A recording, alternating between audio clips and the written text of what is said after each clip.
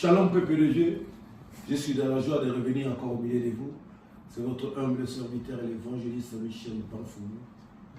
Je viens encore avec un message de la part de notre Seigneur, le véritable Dieu, notre seul Seigneur et Sauveur pour les enfants de Dieu de par le monde. Si vous permettez avec toute humilité, avant de commencer, je vais prier pour le message de ces jours. Le véritable Dieu, ton de Père, merci. Merci pour ta grâce que tu as offert, Père de gloire, à ton serviteur, ton esclave que je suis. Que je parle de ta part, Seigneur. Mets les paroles de feu dans ma bouche, Seigneur. Que tout ce qui sortira de moi vienne directement, Père de gloire, de ton royaume. Tout ce qui sortira de ma bouche, Seigneur, soit ta parole et soit ainsi dit l'Éternel. Béni soit le véritable Dieu, le créateur de toutes choses. Règne au milieu de nous, de lui jusqu'à la fin. Grand Maître Saint-Esprit de Dieu, mettons en œuvre, Seigneur. Manifeste ta puissance. Tout esprit qui ne confesse pas la seigneurie, l'autorité, le nom de Christ, notre seul Seigneur et Sauveur, soit détruit et puis chassé dans ce lieu. Et qui se taise à jamais pour toujours. Béni soit le véritable Dieu. Que ta grâce nous accompagne dans les puissants ressuscités. Christ est le roi des rois. Amen. Dans la Bible, nous allons lire la parole du Seigneur à Exode. Nous avons deux versets à parcourir. Exode. Je vais commencer par Exode, chapitre 20, versets 5 à 7. J'ai la parole du Seigneur. Exode chapitre 20, versets 5 à 7. Tu ne te prosterneras pas devant ce Dieu. Et tu ne les serviras pas. Car moi, l'Éternel, ton Dieu, je suis un Dieu jaloux qui punit la faute ou la faute du père sur les enfants, de petits-enfants et arrière-petits-enfants, pour ceux qui me haïssent jusqu'à la 3e génération, mais qui fait grâce jusqu'à 1000 générations pour ceux qui m'aiment et gardent mes commandements. Tu ne prononceras pas le nom de l'Éternel ton Dieu en vain, car l'Éternel ne laissera pas impuni celui qui prononce son nom en vain. En d'autres termes, celui qui prononce son nom en faux. Je continue, Proverbe. Le livre des Proverbes, chapitre 11, verset 31. Proverbe 11, 31.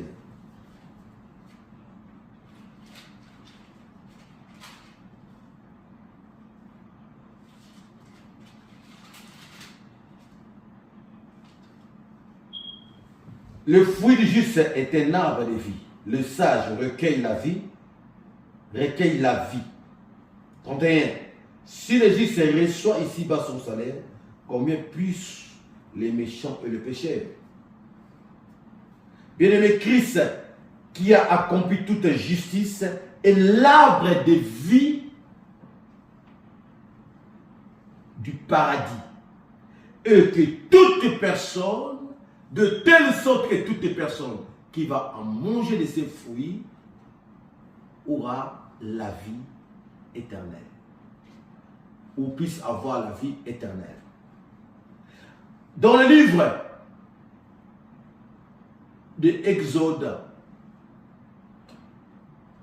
le chapitre 20, verset 7, 5 à 7, le livre des Pentateuques, nous voyons bien dans le livre d'Exode, Dieu avait donné les 10 commandements à Moïse. Mais si nous descendons au verset 5 à 7, comme je vais dans le livre, nous remarquerons que notre Dieu, c'est un Dieu jaloux quant à partager sa gloire. Nous servons un Dieu, le seul créateur de l'univers, notre seul Dieu et sauveur et maître de l'univers, ne partage pas sa gloire. Il est jaloux quant à partager sa gloire. Et aussi, Dieu punit l'iniquité des enfants qui n'obéissent pas à ses commandements ou qui prennent son nom en vain ou qui jouent avec le nom de l'Éternel. Dieu punit ces gens-là. Et cette punition ne s'arrête pas seulement à eux, mais va jusqu'à la 3e génération. Et en retour, toute personne ou les enfants obéissants, ou toute personne qui marche dans l'obéissance, qui marche selon ainsi dit l'Éternel, qui fait la joie de son Dieu, qui se prosterne devant notre Dieu, et Dieu bénit ces gens-là, ainsi que sa postérité, jusqu'à 1000 générations. C'est là que nous allons tirer le thème de notre message de ce jour, la bénédiction héréditaire. Notre message de ce jour a pour thème la bénédiction héréditaire. La bénédiction héréditaire. Comme je disais tantôt, nous servons un Dieu qui est très jaloux quant à partager sa gloire. Ce que nous devons savoir, notre Dieu ne veut surtout pas que nous puissions les confondre avec d'autres créatures ou avec d'autres faux dieux. Il est le seul maître, le seul Seigneur et le seul créateur. La poursuite dont on parle, vous savez pourquoi Dieu punit? Parce que si nous retournons les Écritures, nous remarquerons que autrefois, au commencement, il y avait un arbre. L'arbre qui, à travers cet arbre-là, le monde est sorti. Donc, avec Dieu, Dieu symbolise, quand Dieu parle de la famille, je disais tantôt, je vais toujours dire, Dieu, notre Dieu, c'est un Dieu de famille. Quand il parle de la famille, il prend le père, la mère, les enfants, ainsi que les descendants, les petits-enfants, ainsi que suite. Dieu prend tous ça, il les prend comme une seule personne, comme un corps, un seul corps. Donc, c'est l'histoire d'un seul corps. Quand un membre du corps est malade, tous les corps doivent souffrir. Quand les bras souffrent, ce n'est pas tous les corps qui souffrent. Alors, quand le corps est en bonne santé, tous les membres du corps doivent se réjouir. Parce que le corps est en bonne santé.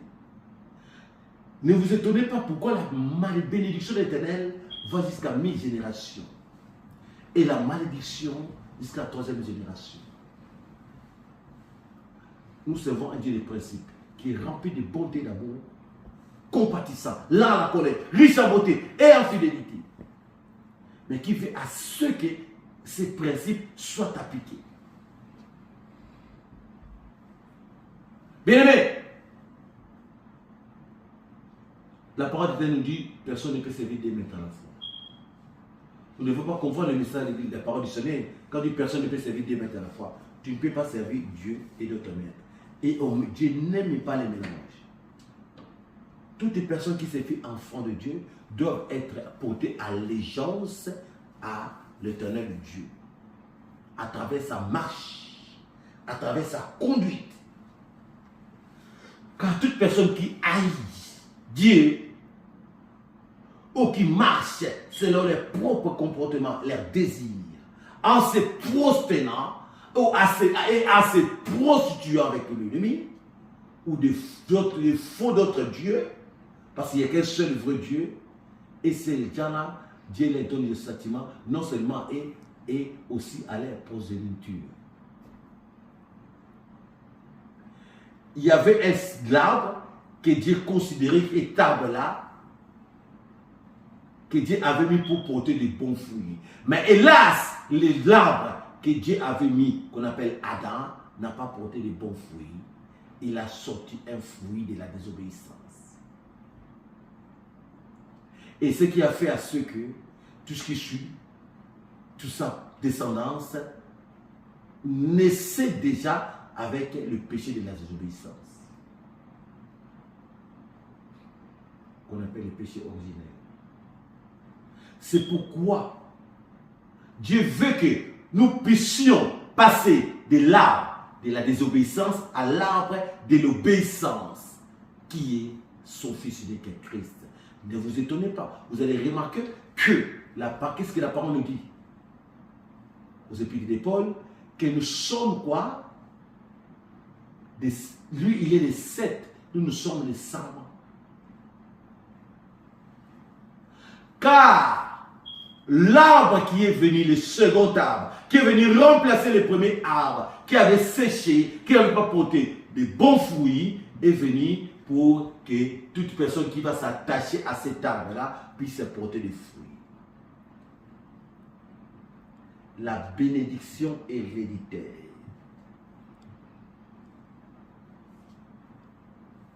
La bénédiction héréditaire. Dieu maudit les actes que les parents commettent aux enfants, à leurs petits-enfants, jusqu'à la 3e génération.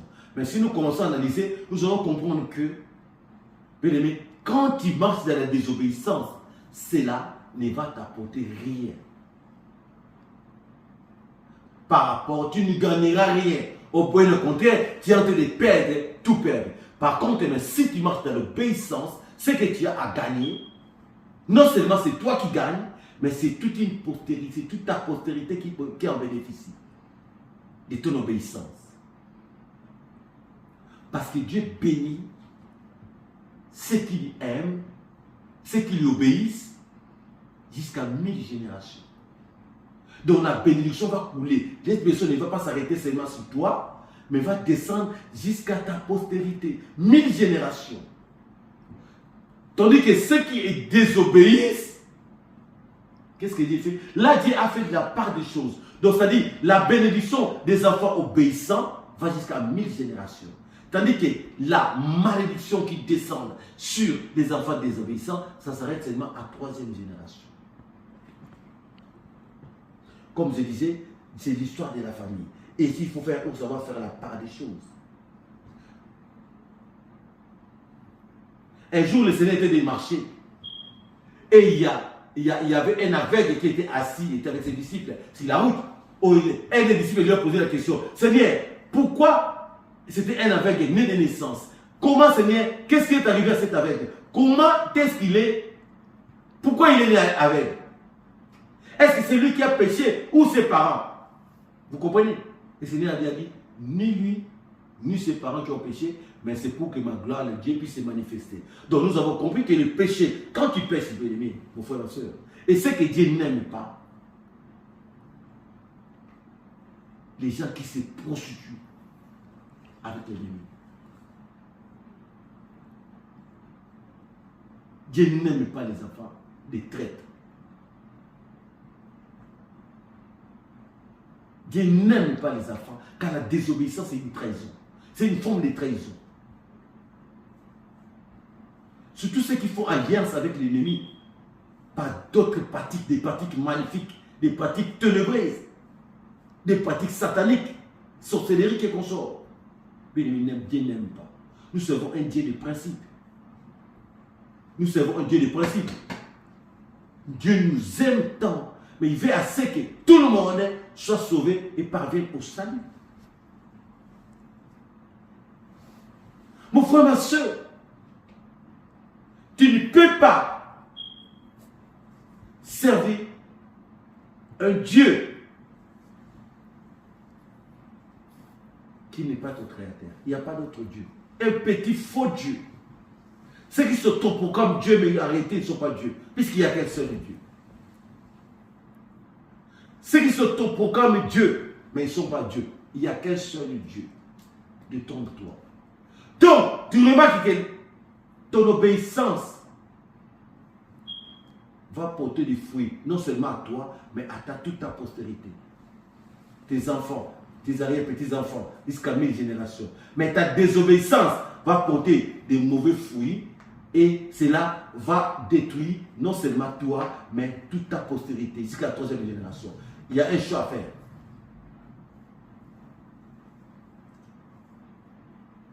Il y a un choix à faire,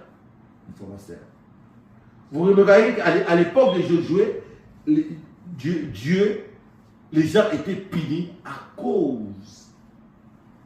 Non seulement eux, mais toute sa famille était punie. Je donne l'exemple de Rahab. Rahab, une prostituée, mais qui a trouvé grâce parce qu'il avait caché les enquêteurs, les espions israélites qui étaient partis pour espionner. Mais comme il les a protégés, Dieu a caché dans sa maison, et Dieu, qu'est-ce qu'il a fait? Quand les Israélites sont venus pour envahir, il les a trouvé grâce. Rahab ainsi que sa famille, toute sa famille ont trouvé grâce à cause de cet acte qu'il avait posé.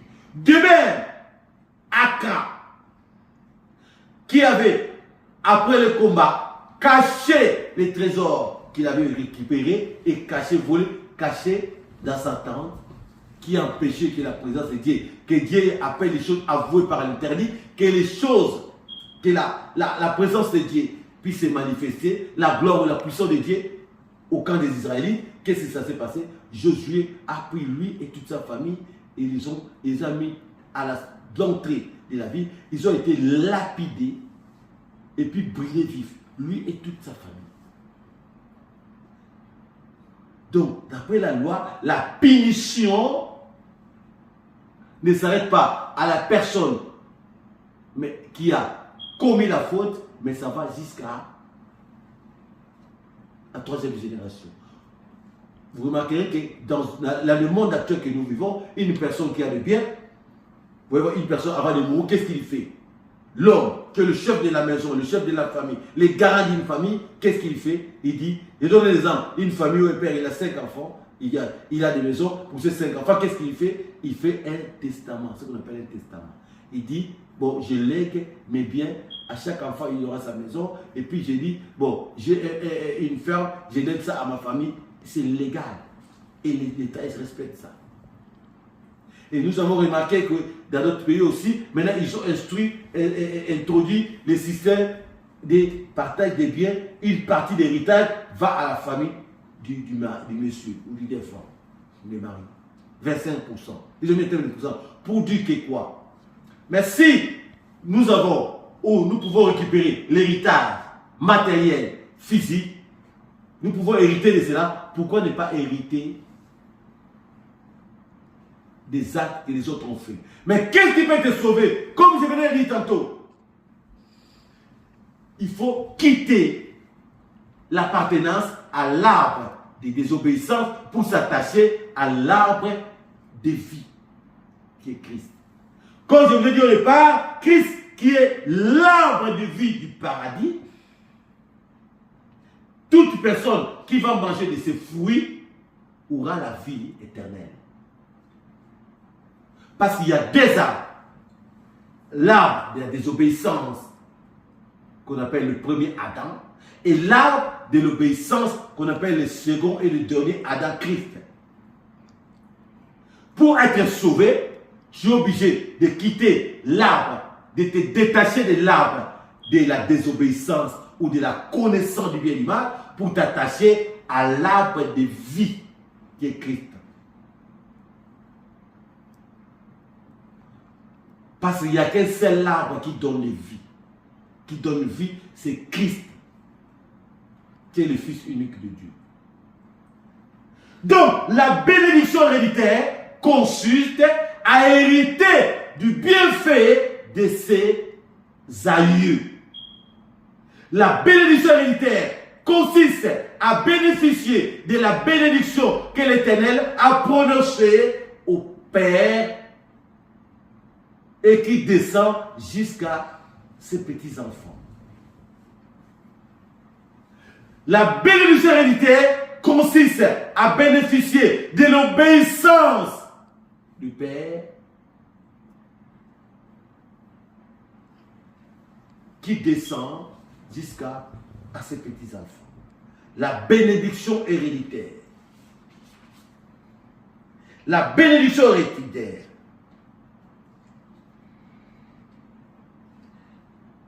La bénédiction héréditaire descend aux enfants obéissants, descend le bénédiction d'Éternel qui descend au Père qui était obéissant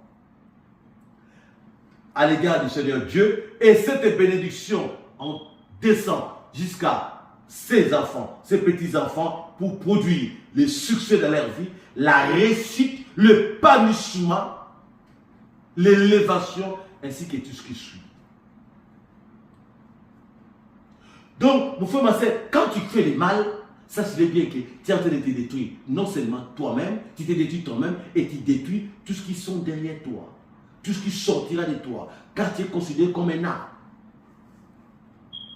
La parole de Dieu l'arbre qui ne portera pas de fruits sera quoi? Sera coupé quoi? Et jeté quoi? Dans le feu. Tu es un arbre qui ne porte pas de fruits. Quel est l'arbre qui ne porte pas de fruits? L'arbre qui ne porte pas de fruits, c'est cet arbre-là qui continue, qui demeure dans les mal, dans les œuvres ténébreuses, dans le péché. Un arbre qui demeure dans le péché ne peut pas produire de bons fruits.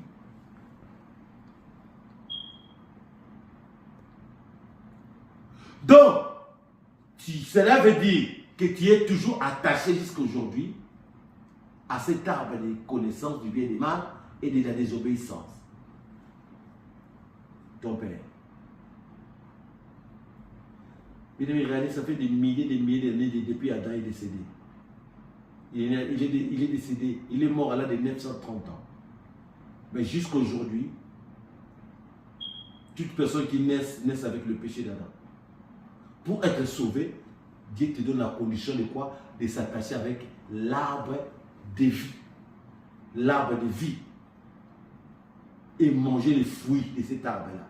L'arbre de vie qui est Christ et manger les fruits de cet arbre-là. C'est-à-dire les fruits de l'obéissance. Les fruits de la crainte. Les fruits de la piété. C'est ça. Les fruits de l'arbre de vie qui est Christ. Et c'est ces fruits-là qui te donnera la vie éternelle.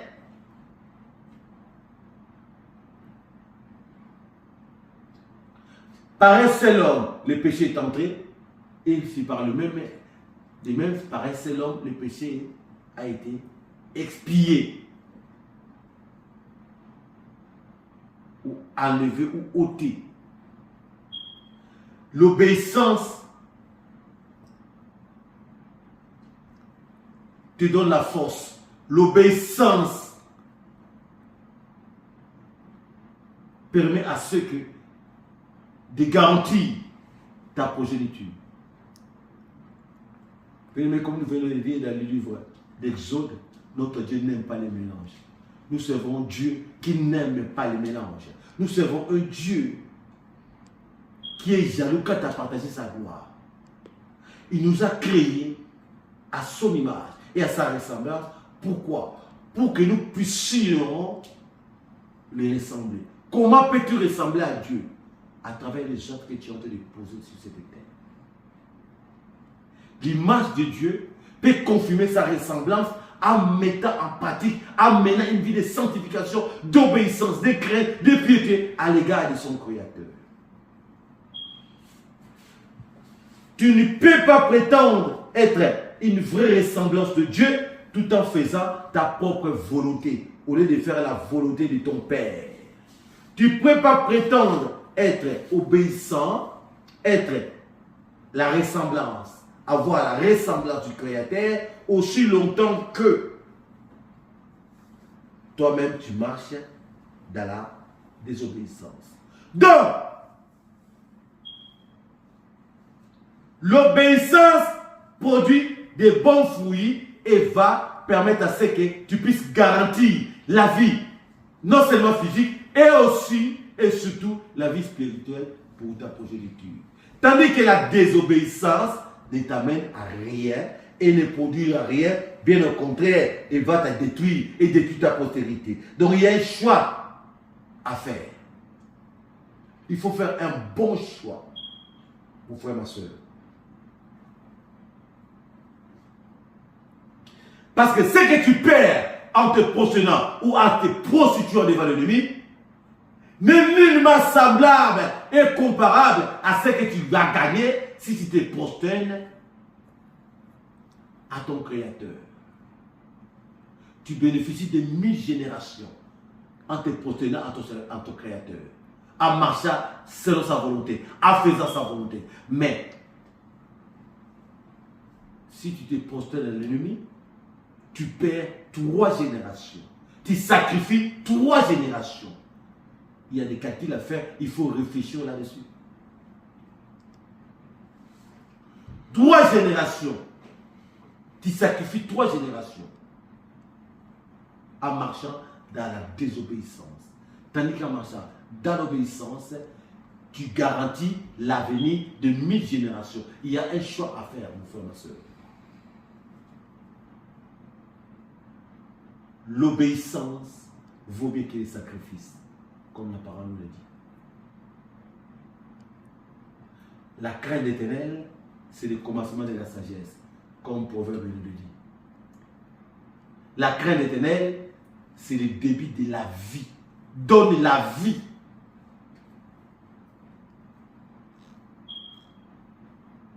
Tandis que la désobéissance t'amène tout droit à la mort. Mon frère, ma soeur, c'est pourquoi le Seigneur est notre véritable Dieu.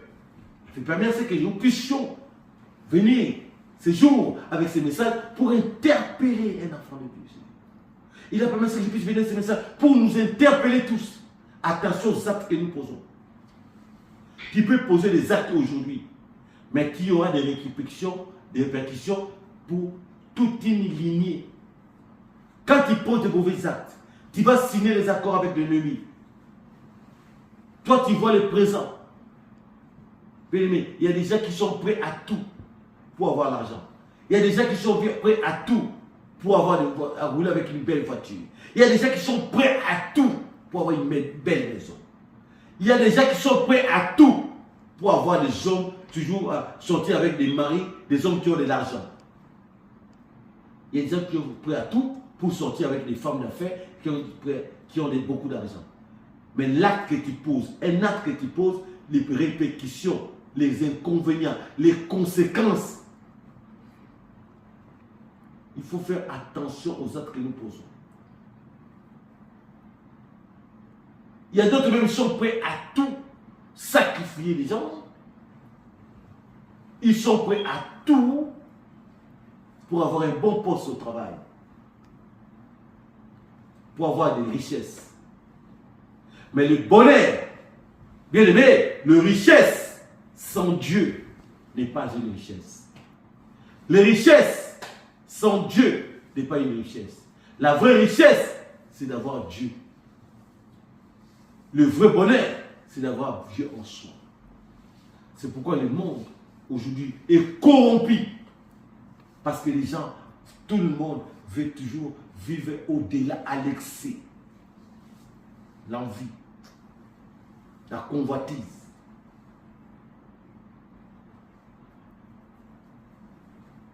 Les gens, au lieu de courir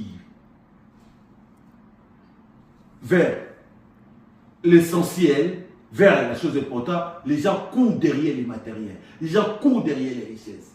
Les gens courent derrière les succès. Les gens courent derrière la richesse. Et ils sont prêts à tout pour cela. Mais réfléchis bien, l'acte que tu as posé ou que tu es en train de poser a des répétitions. Et aura des répétitions pour ta postérité. C'est pourquoi le Seigneur Dieu, le créateur de toutes choses, avait permis à que je puisse venir avec ces messages à nous, ses enfants, pour interpeller un enfant de Dieu ce jour. Nous devons faire attention. La bénédiction héréditaire. Dieu bénit ceux qui marchent, ceux qui l'aiment, ceux qui l'obéissent. Et cette bénédiction descend jusqu'à la 1000 génération. S'il y a la malédiction héréditaire, il y a aussi la bénédiction héréditaire. S'il y a la bénédiction héréditaire, il y a aussi la malédiction héréditaire. Mais la malédiction descend aux enfants désobéissants. Aux enfants qui ont tissé les liens, les alliances avec les diables. Et ces gens-là ont sacrifié 3 générations dans leur prosélyture. Tandis que les enfants obéissants, ceux qui aiment Dieu, qui font sa volonté, notre Dieu n'aime pas les mélanges. Tu ne veux pas qu'on mélange notre Dieu avec d'autres créatures ou des gens qui se trouvent comme Dieu, car il n'y a qu'un seul Dieu. Or, ton obéissance va faire en sorte que ta postérité, ta postérité puisse en jouir. Les bons actes que tu avais commis, l'obéissance, les bons actes que tu avais commis, ta marche, ta bonne marche, a permis à ce que ta postérité puisse en bénéficier. Que Dieu vous bénisse et bénisse sa parole.